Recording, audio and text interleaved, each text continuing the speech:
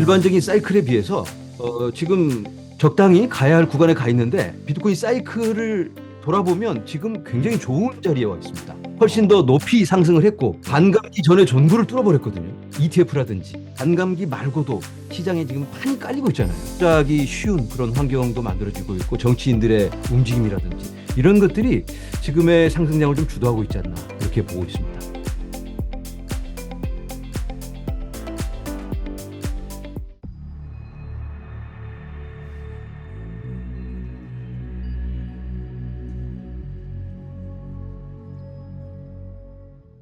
비트슈아님을 모시고 인터뷰를 나눠보도록 하겠습니다. 비트슈아님 안녕하세요. 안녕하세요. 초대해 주셔서 감사합니다. 네, 저희 웅다식방 시청자분들에게 간단하게 자기소개 부탁드릴게요. 소프트웨어 개발을 하다가 전자산 거래, 카드 결제 이런 개발을 하다가 비트코인을 접하게 되었습니다. 그리고 무한한 가능성을 발견하고 열심히 공부하고 또 분석하고 그리고 투자까지 하다가 이제는 유튜브를 통해서 그 기회를 나누는 일을 하고 있습니다. 네. 비트슈아님, 비트코인 가격이 7만 1,000달러를 돌파했습니다. 거의 이제 그 7만 음, 2,000달러에 근접한 것 같은데, 두세 네. 달 동안 좀 조정이 이어져 왔었잖아요. 네네. 근데 왜 갑자기 한 일주일 사이에 이렇게 좀 급등을 하는 걸까요? 오를 때가 되니까 오르지 않았나? 이렇게 생각하고 일단은 뭐 이유를 찾아보자면 반감기 후에 또 채굴자들이 변수가 굉장히 많았는데 네. 구조조정도 하고 정리될 채굴자들은 정리도 되고 음, 그리고 또 ETF라든가 그런 움직임까지 싹 이어지다 보니까 굉장히 또 좋은 뉴스들이 참 많이 있어요, 요즘. 그런 것들이 복합적으로 음. 연결돼서 지금 좋은 모습 이어가고 있지 않나 이렇게 봅니다. 네, 그럼 좋은 뉴스들 숫자 듣도록 하고 그 비트코인 ETF가 승인되고 나서 한동안 좀 가격이 조정이 있었잖아요, 네네. 대표님. 네네. 그러다가 이제 또 급격한 상승이 왔었고, 요번 음, 이더리움 ETF도 통과되고 나서 조금 가격이 안 좋았다가 음. 지금 다시 상승을 했거든요.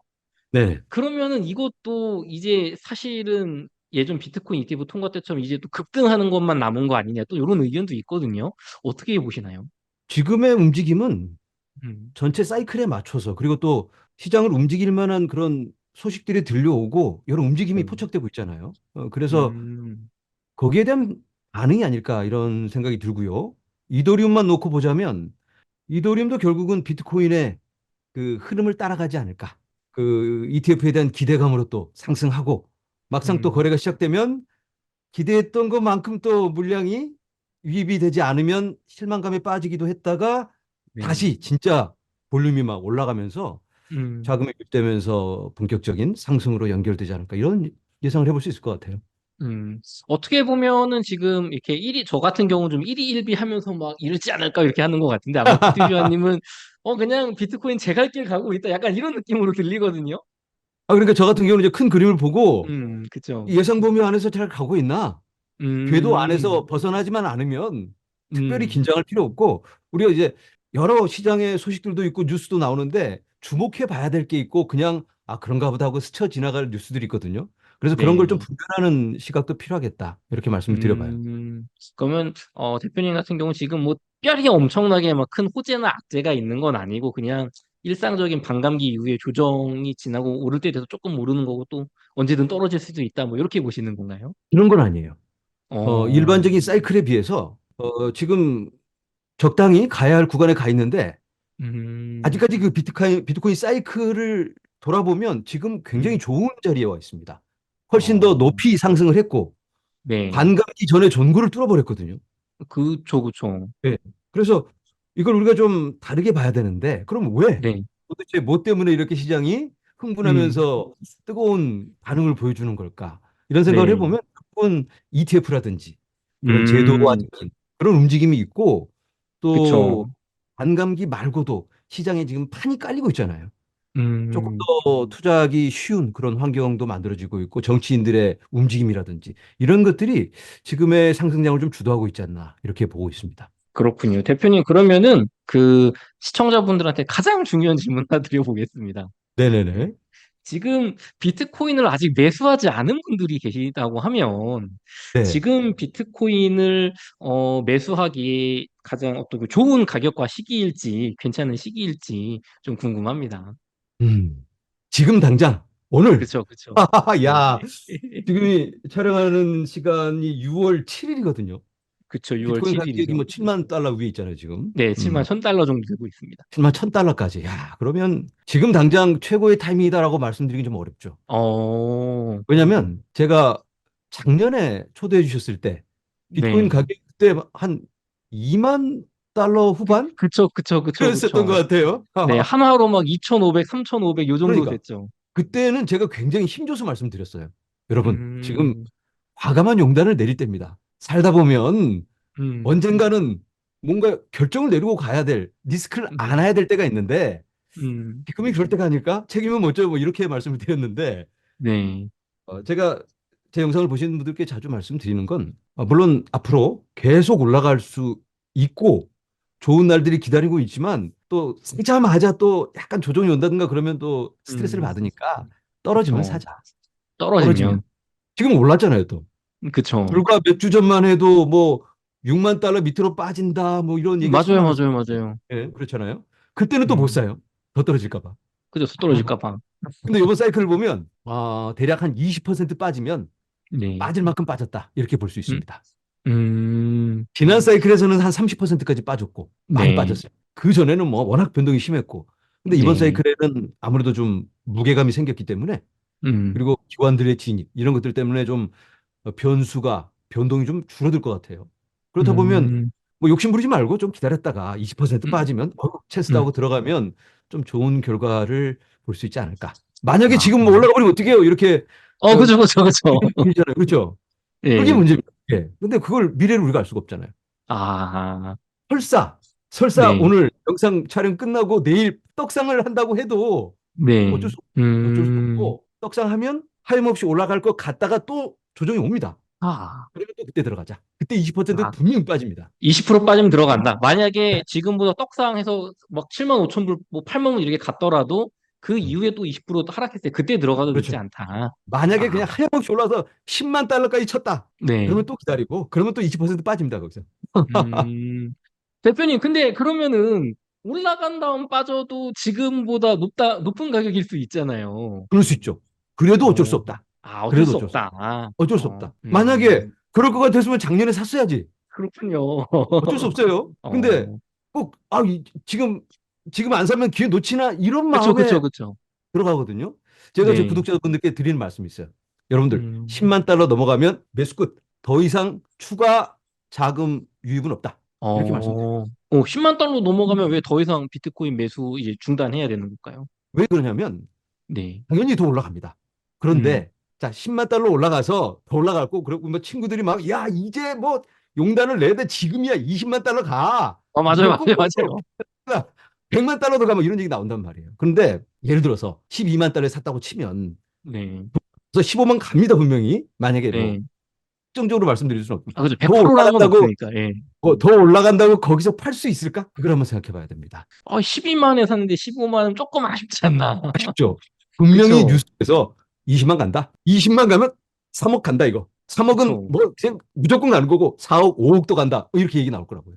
네. 그러면 더 올라갈 것 같아서 못 팔고 더 올라갈 것 같아서 못 팔다가 결국은 빠지기 시작하면 아우 그때 팔 걸 하면서 또 매도 타점 못 잡아요. 그러면 아, 결국 어찌어찌 하다가 아유 4년 들고 가자.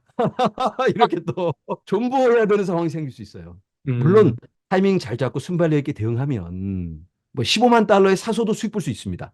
그런데 이제 제가 음, 드리는 건 일반적인 초보자들은 조금 보수적인 접근을 해야 된다. 살려면 지금 음, 사고 10만 네. 달러 넘어가면 사지 말자.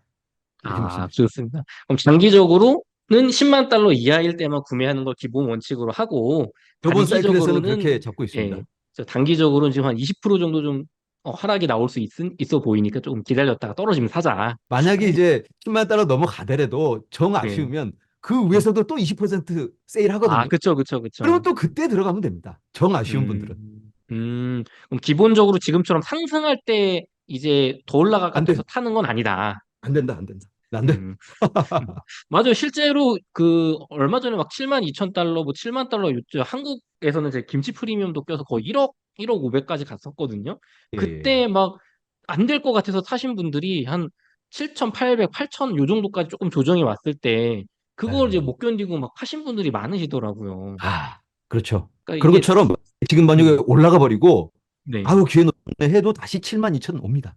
7만 2천 원 다시 온다, 적어도. 똑같이 7만 2천에 산다고 하면 지금 사는 네. 것보다는 네. 올라갔다가 한번 위에 청소를 좀 해주고 내려와서 7만 2천 왔을 때 사는 게 더 낫다는 말씀을 드리는 거예요. 이거 되게 중요한 말씀이신 것 같아요. 네.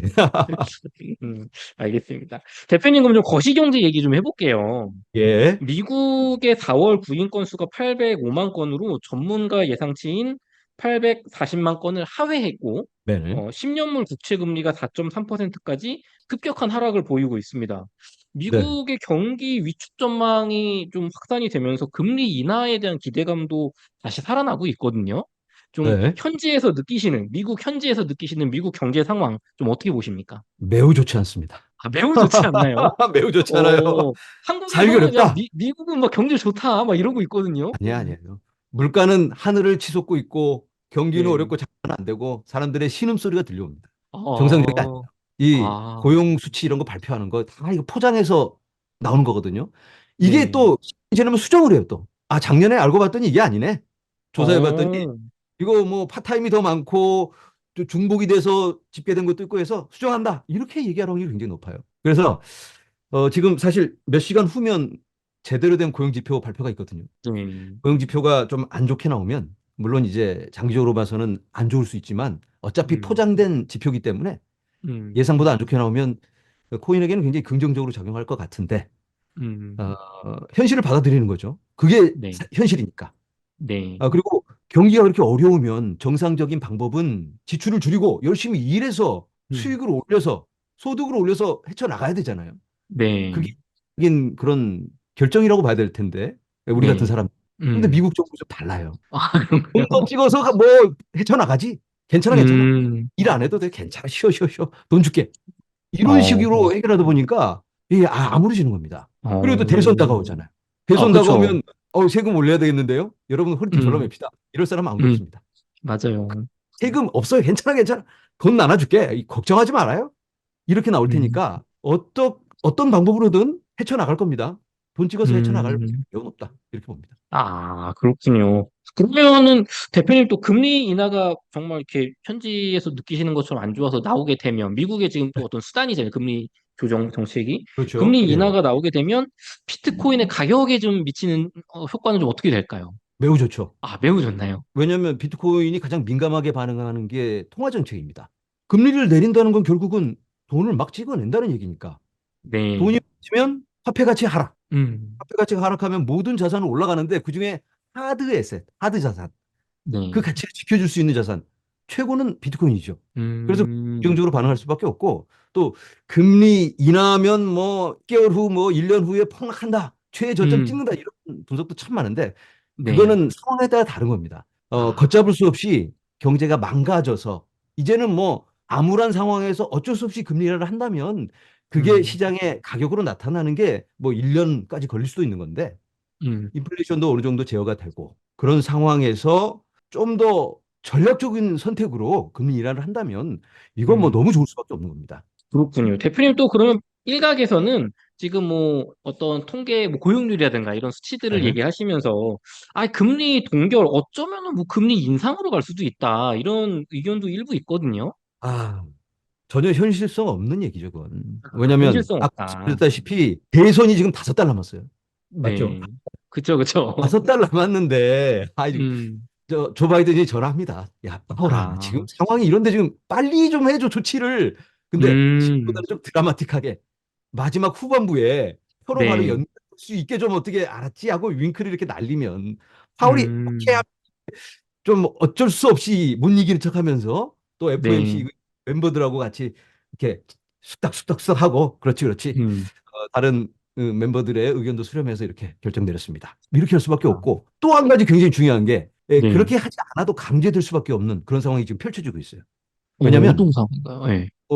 그저께 뉴스에 그 미국 정부 기관의 FDIC라는 기관이 있어요. 은행들을 네. 관리 감독하는 기관인데 네. 63개 은행이 이 5천억 달러 이상의 미현실 손실을 보고 있다. 이거 뭐 어. 동네 유튜버가 하는 말이 아니고 미국 정부 네. 기관이 그런 작년에 그런 상황이 있었죠. 은행 사태. 네. SVB VB 은행이 네, 꺼지면서 너도 나도 연쇄 막 파산으로 음, 연결될 것 같으니까 연준이 개입을 했습니다. 맞아요. 재무부에서 야 이거 안 음, 되겠다. 구제금융하자 해서 음, 돈 풀어서 막아주고 또 대형 은행들이 이게 인사로 조금씩 내놓고 해가지고 결국 이렇게 입막음을 했거든요. 그런데 네, 지금 또 다시 골마 터지려고 하고 있습니다. 그때 해결 아, 똑같은 네, 상황입니다. 그런데 이제 그때 음, 반창고를 하나 붙여놨는데 네, 반창고 사이로 고름이 찔찔찔찔 이렇게 삐질삐질 나오고 있는 거예요 지금. 음, 그럼 이거 반창고 띄고 이거 갈라내서 이거 빼내야 되는데 네, 지금 그걸 해결하려면 근본적인 대안이 필요한데 은행들이 지금 힘든 이유가 바로 국채 때문이거든요. 국채 사서 망했습니다. 가장 안전하다는 국채 사서 지금 쫄딱 망했는데 음, 해결하려면 국채 가격을 올려야 되죠. 그쵸. 올리려면 금리 인하밖에 없는 거예요, 지금. 금리 음, 인하와 구제 금융 이걸 병행적으로 해야 된다는 거예요. 근데 지금 금리 인상 말도 안 되는 얘기죠. 그 현실성 없이 어떤 그냥 지표상만 보고 얘기를 하는 얘기라고 생각돼야 되는 거군요. 공포 조작 뉴스다. 공포조정 리스트다. 대표님, 근데 또 일각에서는 비트코인은 비상환 자산이라서 이거 뭐 금리나 이런 거 뭐 주가에 연동되지 않는다. 따로 가격이 움직인다. 요런 또 주장도 주가하고는 있거든요. 예, 비상관 관계일 수도 있습니다. 주가하고는. 음, 근데 금리하고는 음, 굉장히 밀접한 관계가 있습니다. 아, 비트코인이 가장 중요하게 연관돼서 움직이는 게 바로 유동성이거든요. 글로벌 음, M2 머니 서플라이. 시장에 네, 얼마큼 많이 돈이 풀려 있느냐. 그런데 네, 이상하게 한 지난 10년을 돌아보면 이 네. 유동 사이클과 굉장히 민감하게 반응. 똑같이 움직여요. 완전히 아, 커플링입니다. 아, 2017년에 유동성이 팍 늘어나면서 비트코인 가격이 그렇죠. 떡상을. 코로나 때 네. 돈 어마어마하게 풀어내면서 떡상했잖아요. 그죠. 21년에 막 2020년에 장난 아니었죠. 네. 그렇죠. 22년에는 긴축 정책. 그때 음, 코인들이 보통의 시간을 보냈잖아요.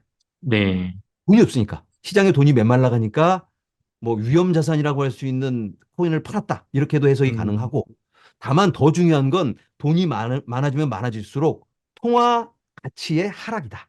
화폐 네, 가치 하락이니까 비트코인 같으면 인플레이션 방어거든요. 근데 사람들이 네, 인플레이션 올라가니까 비트코인 가격이 떨어지네 이렇게 얘기를 하는데 음, 미래에 대한 인플레이션에 대한 방어입니다. 미래에 대한 음. 인플레이션. 지금 돈이 많이 풀린다면 미래 네, 인플레이션 할 거 아니에요. 인플레이션이라는 게 그쵸. 돈 푼다고 바로 올라가는 건 아니니까. 음, 그러면 1년 후에는 인플레이션이 많이 올라가겠다. 이렇게 많이 풀었으니까. 교묘한 뭐 재정 정책을 통해서 이걸 좀 입막음을 하는데 커버하는데 네, 결국은 이 가치의 하락으로 표현이 되거든요. 그래서 음, 돈을 많이 푼다. 그러면 코인은 오른다. 비트코인은 오른다. 이렇게 볼수 있을 것 네. 같아요. 그러면은 대표님이 현지에서 보시기에 지금, 미국의 통화 정책, 유동성 정책은 푸는 방향으로 이미 정해졌고 갈 수밖에 없다. 아직까지는 연준이 이 긴축 정책을 해왔거든요. 네, 그런데 2023년부터 글로벌 M2 머니 서플라이가 올라가기 시작했고 네, 왜냐하면 미국은 긴축 정책이었지만 네, 위안화라든지 엔화 그쵸. 여기 이제 풀어냈거든요. 그런데 네. 얼마 전 한 달 전부터 미국의 M2도 올라가기 시작합니다. 구제금융이 하나 전환했군요. 전환했고요. 네, 그리고 아까 말씀드린 것처럼 금리 인하는 언제 하느냐지 결국은 하는 음, 거죠. 두 번 할지 음, 한 번 할지 그걸 갖고 고민하는데 우리들은 코인 투자를 하는 네, 사람들은 신경 쓸 필요 없다. 아니 올 음, 11월에 하면 어떻고 8월에 하면 어떻고 뭐가 중요하냐. 3년 4년 음, 기다렸는데 뭐 몇 네. 달 아무것도 아니다. 이렇게 아무것도 말씀드립니다. 아니다. 맞아요. 실제로 그 유럽에서는 0.25% 금리 인하 뉴스가 또 실제로 나왔습니다. 캐나다도 네. 내렸고 뭐 네. 여기저기 다 미국도 안 맞춰가지 않을 수가 없죠.